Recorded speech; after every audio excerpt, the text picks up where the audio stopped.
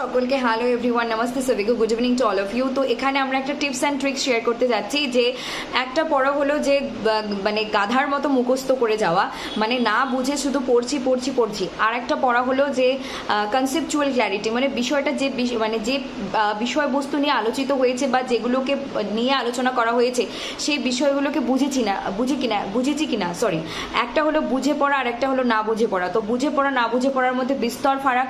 বুঝে পড়া অবশ্যই সবসময় এক নম্বরে থাকবে, প্রেফারেবল অবশ্যই থাকবে আর আছে। আর না বুঝে পড়লে আমরা ভুলে যাব তাড়াতাড়ি। তাই যে কোনো কিছু পড়াকে বুঝে পড়তে হবে।